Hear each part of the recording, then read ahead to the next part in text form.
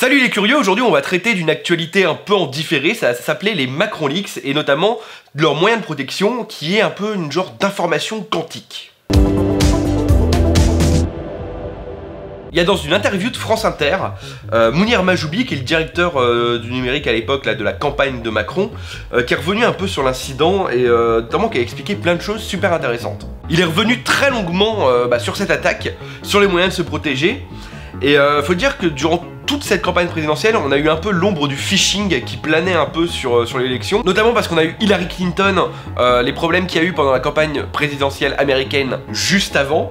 D'ailleurs, je vous invite à revoir l'épisode de Digital Week, où j'en avais parlé dans un long épisode avant. J'étais revenu sur l'affaire qui était vachement intéressant, je vous invite à le revoir. Et du coup, ça n'a pas loupé, on a eu aussi notre part de leaks pendant la campagne présidentielle. Les pirates auraient-ils pu réussir leur coup ?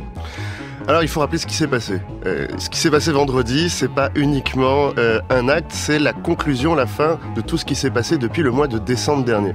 On en avait déjà discuté, on avait fait un communiqué de presse. Depuis le mois de décembre, nous subissons différents types d'attaques. Des attaques visibles sur les réseaux sociaux, des attaques invisibles sur nos serveurs et des tentatives de phishing. Le phishing, c'est un hameçonnage qui tente de piéger des personnes dans la campagne pour qu'elles donnent elles-mêmes les informations qui permettraient de leur voler leurs infos. Vous avez même été alerté par la NSA, l'agence de sécurité américaine. Alors on n'a pas une ligne directe avec la NSA, elle a émis des inquiétudes peut-être dans les services, et il y a eu juste une recommandation qui a été faite à toutes les campagnes de faire attention aux tentatives de phishing. Très bien, j'avais cru que c'était directement adressé à vous. Non, on n'avait pas un numéro direct. Comment est-ce qu'ils s'y prennent maintenant les ficheurs? Ça va plus être le mail qu'ils vont envoyer à votre tata par exemple, comme quoi il y a le roi du Maroc qui veut vous filer plein d'argent et d'envoyer de l'argent en retour, c'est plus ça du tout. Maintenant on va avoir tout ce qu'on a des mails plus ciblés qui va essayer de se faire passer soit généralement pour service informatique, dans le but de récupérer de l'information. Donc là potentiellement des comptes mail des gens qui ont travaillé sur la campagne de Macron. Et tout ceci afin de pouvoir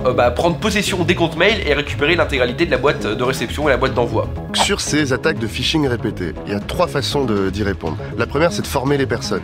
Donc depuis le début de cette campagne, et très tôt quand on a vu les premiers messages, on a formé chaque salarié, chaque personne qui a accès à une boîte, à quoi ça ressemble un phishing. Il faut savoir que les phishing qu'on reçoit, c'est pas ceux qu'on reçoit d'habitude, qui sont un peu vulgaires et qui disent « Oulala, attention, donnez-moi votre mot de passe, madame », et auquel on voit immédiatement qu'il y a un piège. Là, c'était des phishing qui se faisaient passer pour des gens de la campagne, dont le tout dernier, comme un dernier bras d'honneur, qui portait mon nom et qui disait à tous les salariés de la campagne « Attention, nous subissons des attaques de phishing, veuillez télécharger les 2 pièces jointes suivantes qui vous expliqueront comment nous protéger. » Ah oui, c'est très sophistiqué. C'est au final assez courant comme attaque dans les entreprises depuis les 5 dernières années, mais on n'avait pas vu ça pendant les élections d'avant en fait. Et donc à la toute fin de cette campagne, juste avant que le CSA interdise de parler de politique sur les antennes, on a eu une archive de 9 gigas compressée qui a été sortie sur internet. 9 gigas ça fait quand même beaucoup, notamment juste avant cette coupure du coup.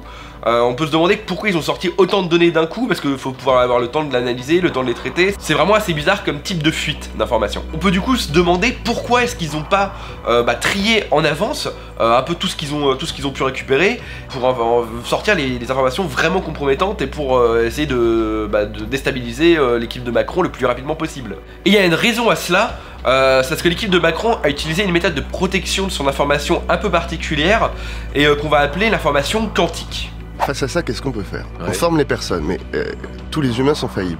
Donc on savait, et quand on voit la campagne de Hillary Clinton, qui est quand même un des partis les mieux financés au monde, avec les meilleurs experts, qui arrive quand même à se faire hacker à la fin, nous on pouvait quand même se dire que peut-être ça allait arriver. On a dit quand même que l'équipe Clinton avait été mal protégée. Potentiellement, mais elle avait les meilleurs moyens pour le faire. Donc il fallait qu'on reste humble et se dire, si ça arrivait, quelles sont les mesures que nous pourrions mettre en place pour que les conséquences soient les moins graves possibles. D'où l'idée des faux comptes. D'où l'idée de créer du brouillard, du brouillard dans l'information, en créant des faux comptes qui allaient répondre à ces tentatives de phishing, qui allaient donner un faux login, un faux mot de passe, parfois un vrai login, un vrai mot de passe, mais pas lié à un vrai compte, et mettre énormément d'informations. Ça fait quoi? Ça fait qu'on leur fait perdre du temps.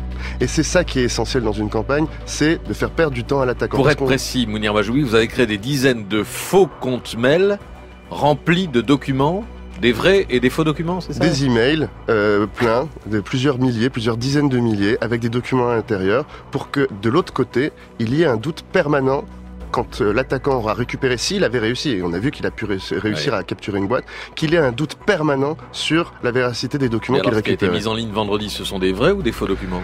Alors, les 15 gigaoctets Dans ce qui a été mis en ligne vendredi, il y a 3 niveaux de faux. Il y a le premier niveau de faux, c'est ce qui s'est partagé sur les réseaux sociaux. Là, c'est pas nous, c'est des gens qui ont partagé des faux documents qui n'étaient même pas dans l'archive. Et qui étaient les documents les plus absurdes que vous avez vus et qui ont été ceux qui ont été le plus partagés. Oui, mais qui étaient des faux grossiers, oui. Qui étaient des faux grossiers, mais qui ont beaucoup fait rire et dont certains ont cru qu'ils étaient vraiment issus de ces boîtes. Ouais.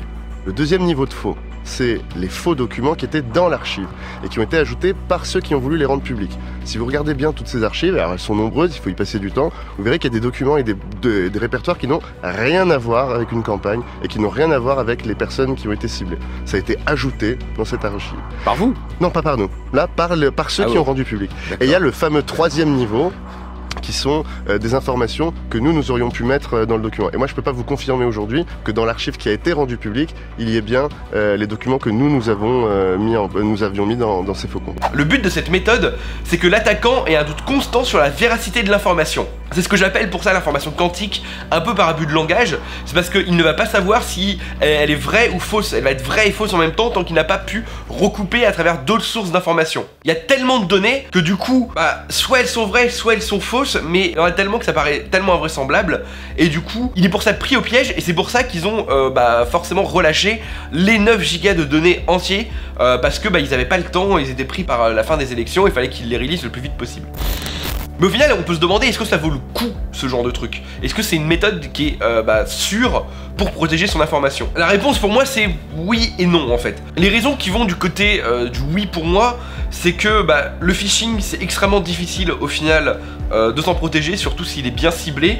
Les utilisateurs sont quand même assez peu sensibilisés, il est assez facile de cliquer sur un lien, de donner ses informations par mégarde, de se faire avoir en gros. On peut donc se dire que c'est un bon moyen de brouiller l'information et justement empêcher que quelqu'un récupère, en tout cas va se décourager suffisamment rapidement pour qu'il ne récupère pas des informations compromettantes. Et pour le coup d'une campagne présidentielle où c'est limité dans le temps, où les attaquants ont vraiment une fenêtre de tir assez réduite, ça marche plutôt bien parce que du coup ils sont noyés sous les fausses informations, ils ne savent pas qu'est-ce qui est vrai, qu'est-ce qui est faux. Et du coup ils sont obligés de tout release d'un coup en se demandant s'il y a peut-être des trucs qui marchent bien avec les journalistes, feront le travail pour eux. Mais du coup dans la vraie vie, que ce soit surtout notamment en entreprise, si des cybercriminels veulent vraiment nuire à une entreprise, récupérer l'argent etc, ils ont pas de fenêtre de temps prédéfinie. Ils vont pas s'embêter, ils vont directement prendre tout le temps nécessaire, recouper l'information, voir qu'est-ce qui est cohérent, et ça va, même si ça va prendre beaucoup de temps, au final, ils y arriveront. Du coup, pour moi, c'est pas vraiment une bonne solution.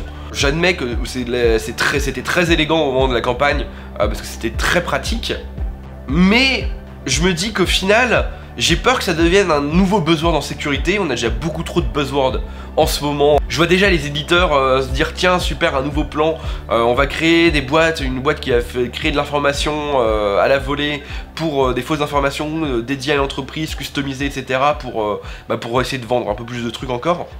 Et je pense pas que ce soit vraiment la solution et que ça va au contraire être vraiment pas être contre-productif. Dites-moi ce que vous en pensez en commentaire, en tout cas j'aimerais bien débattre là-dessus parce que c'est un truc qui est assez nouveau, je pense en tout cas, que j'ai pas vu ça à une aussi grande échelle et j'aimerais bien avoir votre avis là-dessus en tout cas. Merci beaucoup d'avoir regardé cette vidéo, j'espère qu'elle vous aura plu. Bon, j'ai fait ça un peu à la va-vite, même si ça m'a pris quand même du temps au final de la sortir, mais j'ai écrit ça assez rapidement parce que j'avais d'autres trucs à prévoir. Mais voilà, j'ai ouvert un Tipeee, une page Tipeee si vous voulez m'aider, me soutenir.